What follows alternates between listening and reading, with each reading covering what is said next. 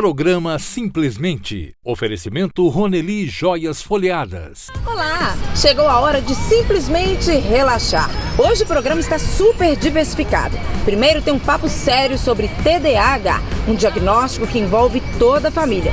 Mas também tem papo de mulher no invasão de moda. E para fechar com chave de ouro, vou praticar Tango Jumps, uma atividade divertida e que queima calorias.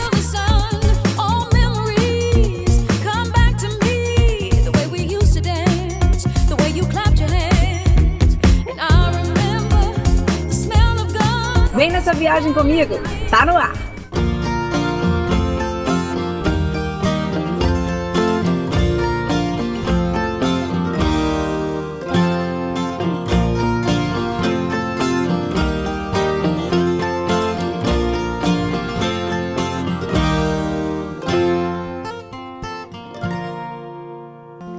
Desatenção, falta de concentração e um comportamento inadequado e inconveniente aos olhos de quem vê e convive.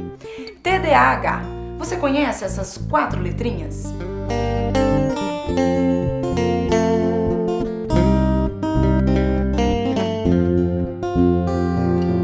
TDAH é a sigla de transtorno e déficit de atenção e/ou hiperatividade. É um diagnóstico muitas vezes não reconhecido, mas que podem dificultar relacionamentos e desempenho desde a infância. O Dr. Leandro é um especialista nisso e vai nos ajudar a entender o TDAH. Tudo bem? Tudo jóia? Tudo ótimo. O TDAH é muito comum de se ver, principalmente hoje em dia, que parece que as crianças já vêm um pouco diferentes. Como detectar, ter certeza que é um TDAH?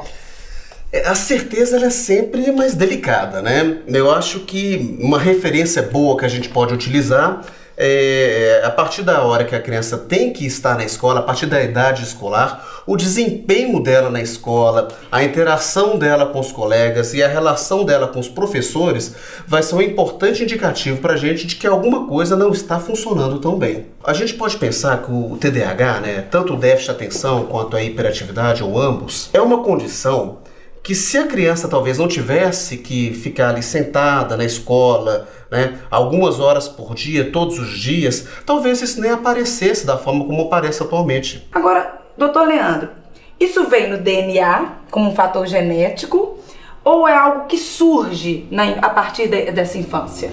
Bem, Poliana, certamente a genética tem uma fortíssima influência nessa situação. Mas é claro que isso vai surgir também à medida que você tiver uma demanda social para as atividades da criança, né? O cérebro ele amadurece para cada criança, para cada pessoa de uma forma diferente. Vamos supor, hipoteticamente, que esse cérebro fosse amadurecer mais lá para os 10 anos de idade. Poderia esperar essa criança amadurecer um pouco mais, mas hoje não pode, com 6, 7 ela já tem que estar pronta. Só que, se a criança ela tem essas características hiperativas ou de desatenção, isso já tem que estar organizado. Até chegar lá, ela vai ter muitos problemas no seu convívio social, não é verdade? Muitos. É muito comum, inclusive, que os jovens com TDAH desenvolvam quadros depressivos ou ansiosos. Porque eles não contam de desenvolver como os colegas, por exemplo. Eles tentam desenvolver mais disciplina, eles tentam desenvolver uma organização melhor, mas eles absolutamente não conseguem. E o que isso pode trazer de consequência para a vida dessa pessoa? Há muitas consequências, porque a partir da hora que tem uma diminuição da autoestima, isso pode, inclusive, produzir um quadro depressivo que pode cronificar e de repente até as escolhas profissionais e pessoais podem estar prejudicadas simplesmente por uma característica hiperativa, por exemplo. É onde os pais e os professores têm muita dificuldade, né, de detectar. Será que ele está sendo malandro? Será que ele não quer, falta de vontade? Ou é porque ele realmente tem dificuldade?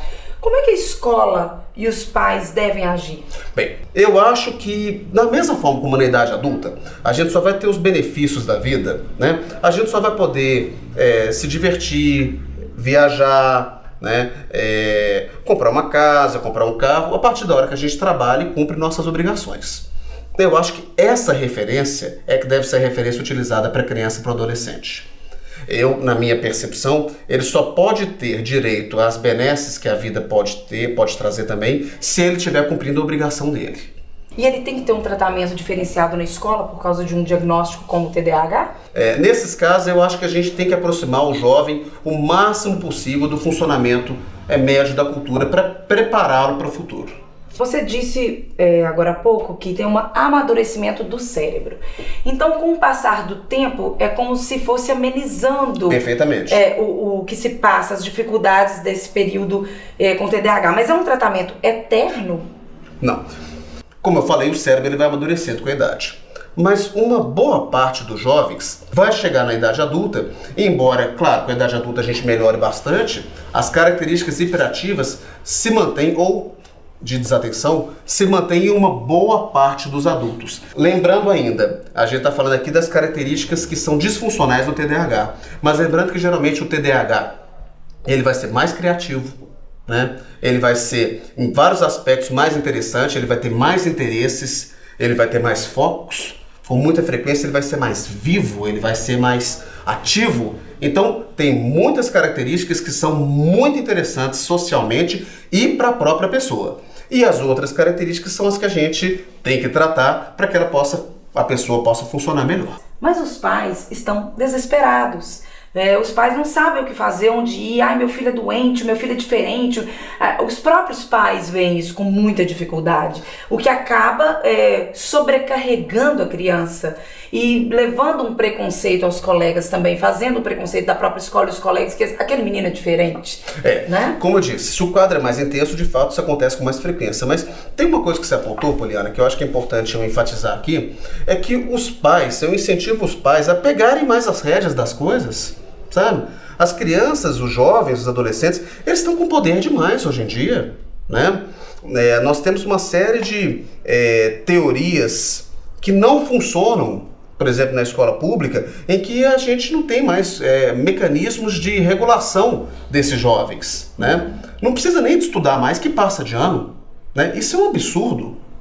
E aí então os pais acabam achando que isso tudo é normal. Não é. Os pais às vezes me perguntam, né? Eu posso liberar o videogame pro meu filho ou não? A questão são os excessos. Os excessos é que tem sido o maior problema, né? A questão, por exemplo, do jovem que fica 10 horas por dia no computador, porque o computador atrai muito o TDAH, porque ele fica lá hiperestimulado e ele vai ficar com aquilo ali. E tem tudo ali dentro. Né? Tem tudo ali. Para estudar é muito mais complicado. Para estudar, você tem que pegar, sentar, olhar só isso dali, ter aquele foco. É muito mais difícil, né? Só que ele tem que ter esse compromisso. Então, qual que é a medida para os pais? O compromisso efetuado, ele tem direito aos benefícios. Caso contrário, não. Caso contrário, a gente vai estar preparando um jovem de uma forma deficiente para o mundo. Né? E compromisso e disciplina é regra para a vida toda, né? Para todos nós. Sempre, claro. Né? Para todos nós.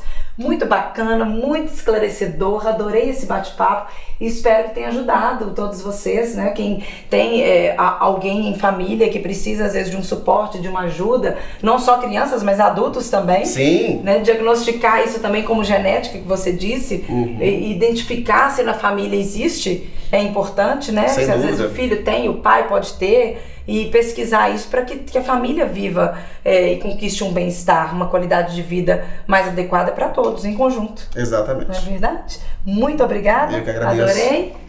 Volto já.